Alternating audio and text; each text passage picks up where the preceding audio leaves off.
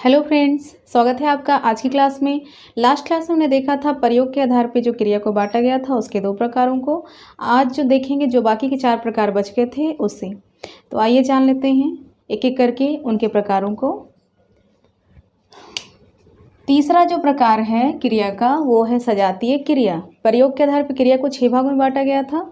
तो 2 प्रकारों को लास्ट क्लास में देख लिया है। आज हम तीसरे, चौथे, 5वें और छठे को देखेंगे। तो तीसरा जो प्रकार है वो है सजातीय क्रिया। जान लेते हैं सजातीय क्रिया क्या है। सजातीय, सजातीय से सुनकर ही लग रहा ना एक जात का, समान जात का। तो जात वो नहीं जो समाज में आप देखते हैं, वो जात नहीं है यहाँ पे एक समान क्रिया, मतलब कि वैसी क्रिया जो एक ही धातु से बनी हुई हो। 2 क्रियाएं एक साथ आएंगी लेकिन वो एक ही धातु से बना हुआ हो, एक ही धातु से 2 क्रिया का निर्माण हो रहा हो, तो उस क्रिया को हम कहते हैं सजातीय क्रिया। अब धातु क्या है तो आपको बताया गया है, क्रिया के पहले वाले क्लास में ही बताया गया था, फर्स्ट क्लास में ही। तो यदि आपने क्रिया की वीडियो को शुरू से नहीं देखा है तो आप उसे देख लें। प्लेलिस्ट में सभी हिंदी व्याकरण के टॉपिक को शुरुआत से कराया जा रहा है, तो आप उसे एक करके देख लें ताकि आपको सरलतापूर्वक समझ में आए। धातु को बताया गया था कि क्रिया से अगर हम ना को हटा देते हैं जो मूल शब्द बच जाता है वो क्या कहलाता है, धातु। तो यहाँ पे है जिस क्रिया का निर्माण 2 समान धातु से होता है उसी को हम क्या कहते हैं, सजातीय क्रिया कहते हैं। मतलब एक ही धातु से 2 क्रियाएं बन रही होगी तो उसे हम कहते हैं क्या, सजातीय क्रिया। इसे हम उदाहरण के द्वारा अच्छे से समझ लेते हैं। जैसा कि आप देख रहे हैं, पहला जो हमारा उदाहरण है वो लिखा हुआ है तुम अच्छा खेल खेल रहे हो। तुम अच्छा खेल खेल रहे हो, तो आप देख रहे हैं ना, अच्छा खेल खेल रहे हो। तो एक ही क्रिया कितनी बार आ रही है, 2। और ये खेलना से क्या बना है, खेलना से ना को हटा दिए तो बच गया खेल, जो कि क्या है, धातु। तो आप देख सकते हैं 2 समान धातु एक साथ आया है, तो इस समय ये जो दोनों क्रियाएं होंगी वो क्या कहलाएगी, सजातीय क्रिया, क्योंकि दोनों समान धातु से बना हुआ है। उसी तरह से हम दूसरा उदाहरण को देखते हैं। तो जो हमारा दूसरा उदाहरण है वो कह रहा है वह मन से पढ़ाई पढ़ता है। आप देख सकते हैं पढ़ाई पढ़ से बना है ना, ये भी क्या है, पढ़ता, ये भी क्या है, पढ़ता।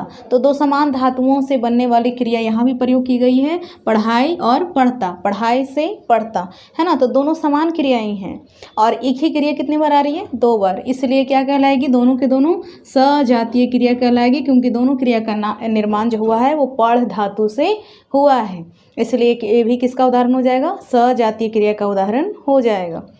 तीसरा जो हमारा उदाहरण है वह है, देख सकते हैं आप, लिखा हुआ है वह अच्छी लिखाई लिख रहा है। वह अच्छी लिखाई लिख रहा है। तो यहाँ पे देख लीजिए, जो लिखाई और लिख से ही बना है लिखाई और लिख से ही बना है लिख। जो लिख क्या है, लिखना क्रिया का धातु है लिख। लिखना से हम ना को हटा देंगे तो बच जाएगा लिख, जो क्या कहलाएगा, धातु। तो 2 समान धातु से बनने वाली क्रिया यहाँ भी आपको दिख रही है, तो इसलिए ये दोनों फिर से क्या हो जाएगी, सजातीय क्रिया।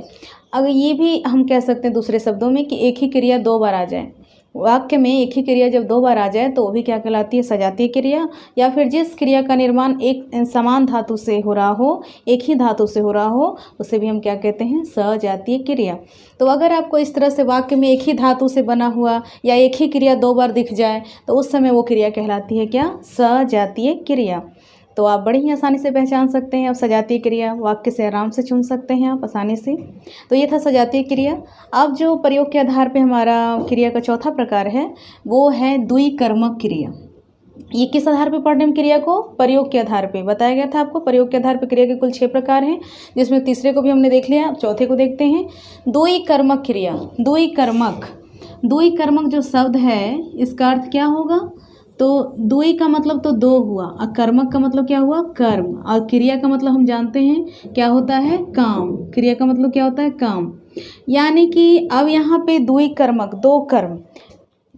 सकर्मक क्रिया तो हमने देख लिया था, जो कि कर्म के आधार पर क्रिया को बांटा गया था।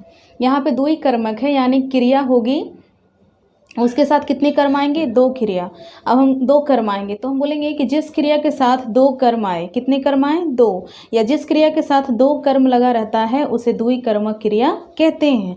2 कर्म लगा रहेगा, क्रिया हो रही होगी 1 और उसके साथ कर्म कितने होंगे, 2। तो उस स्थिति में उस क्रिया को हम कहते हैं क्या, द्विकर्मक क्रिया। इसका परिभाषा भी बिल्कुल इसी प्रकार है।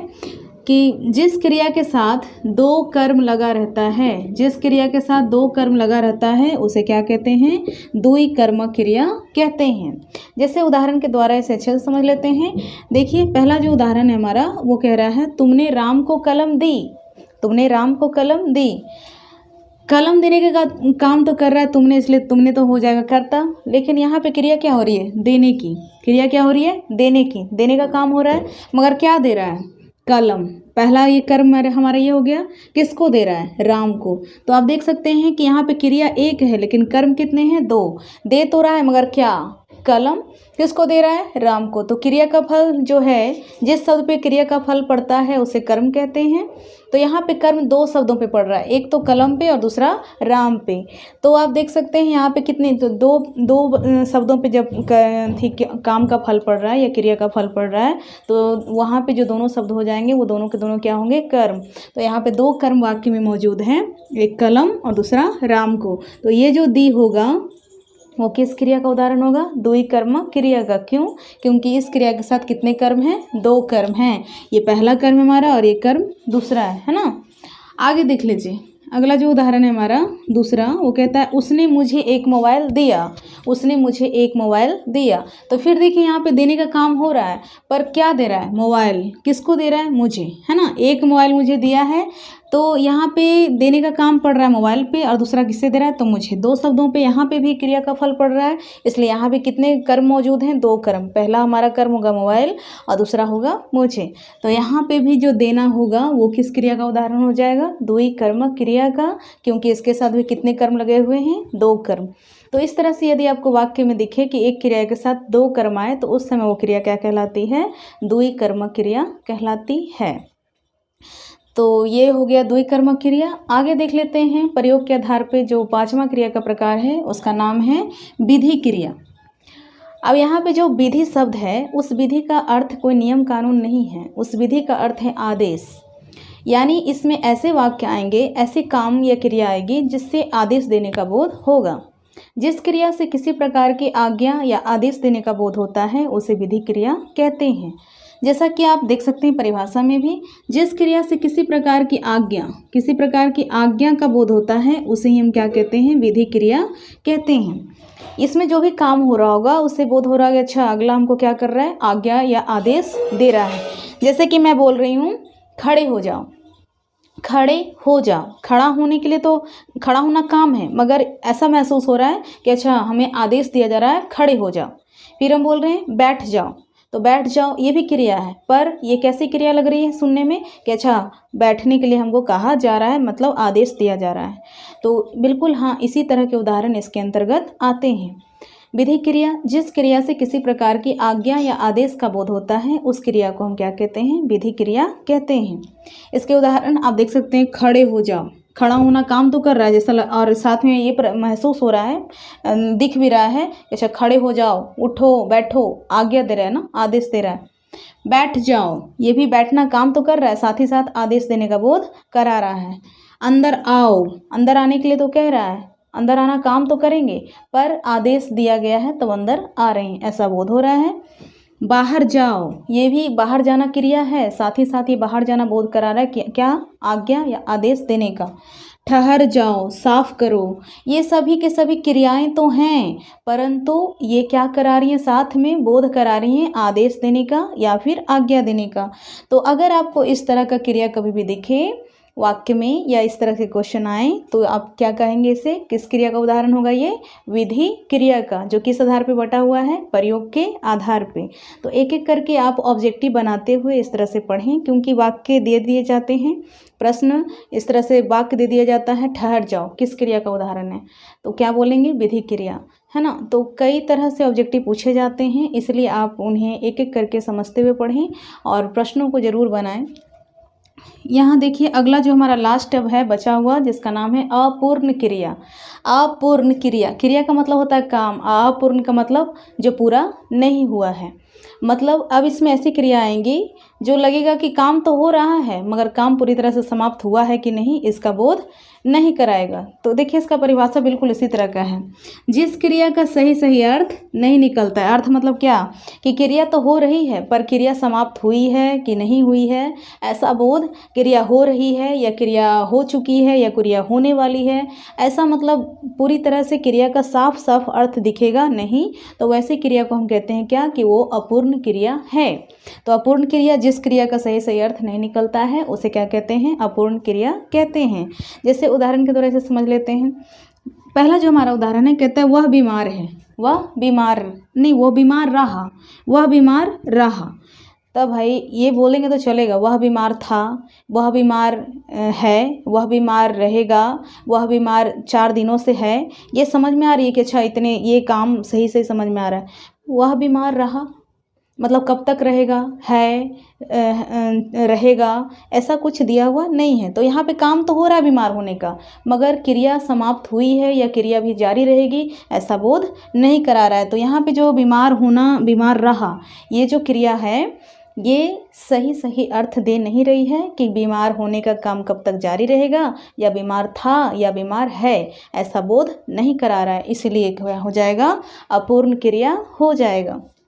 उसने खेला, उसने खेला, हाँ भाई खेला तो खेल लिया है मगर खेल चुका है, खेलेगा, खेल रहा है, खेलता है, ऐसा नहीं है। क्रिया यहाँ पे भी पूरा पूरा समझ में नहीं आ रहा। उसने खेला, क्या खेला, कब खेला, कैसे खेला, खेलता है, खेल चुका है, खेलेगा, खेल रहा है, ऐसा रहेगा तो क्रिया का अर्थ सही से समझ में आता है कि अच्छा काम जारी है या काम खत्म हो चुका है या काम होने वाला है या काम हो चुका है, इस तरह का बोध नहीं करा रहा है। तो इसलिए जो खेला है वो क्या है, अधूरा है, अपने आप में एक सही अर्थ नहीं दे रहा है, इसलिए खेला जो होगा वो क्या होगा, अपूर्ण क्रिया का उदाहरण होगा। उसी तरह से वह जाता रहा, वह जाता रहा, जाने का काम तो कर रहा है मगर जाता रहा से मतलब क्या हो रहा है, जा चुका है, जाता है, जाएगा, जा रहा है, इस तरह का बोध नहीं हो रहा ना। यहाँ भी क्रिया का क्या अर्थ अधूरा निकल रहा है, अर्थ निकल रहा है मगर अधूरा, पूरा पूरा अर्थ नहीं निकल रहा है। तो ये भी जो जाता रहा है वो भी क्या हो जाएगा, अपूर्ण क्रिया का उदाहरण हो जाएगा। उसी तरह से तुम आते रहे, यहाँ भी अर्थ नहीं समझ में आ रहा है। वे लोग सोते रहें, इस तरह के अगर वाक्य आपको दिखते हैं, क्रिया का ऐसा रूप आपको दिखता है वाक्य में कि जिसका अर्थ पूरा पूरा निकलता नहीं है, तो उस समय वो कहलाता है अपूर्ण क्रिया। तो आप अब समझ चुके होंगे कि सजातीय क्रिया क्या है, द्वि कर्मक क्रिया क्या है, विधि क्रिया क्या है और अपूर्ण क्रिया क्या है। आप वाक्य के द्वारा बहुत ही आसानी से आप पहचान सकते हैं। इसलिए ये मैं डिस्क्रिप्शन में जो प्रश्न देती हूँ आप उसे बनाएं, इससे आपको कॉन्फिडेंस आएगा कि आप जो पढ़ाया गया है वो आप कितना समझे हैं और उसके प्रश्नों का उत्तर आप कितना बना पा रहे हैं। तो जो भी प्रश्न डिस्क्रिप्शन में दिए जाते हैं उसे आप बनाएं और कमेंट बॉक्स में उसका आंसर जरूर करें। यदि आपको वीडियो अच्छी लगे तो लाइक शेयर सब्सक्राइब भी जरूर कर दें। धन्यवाद।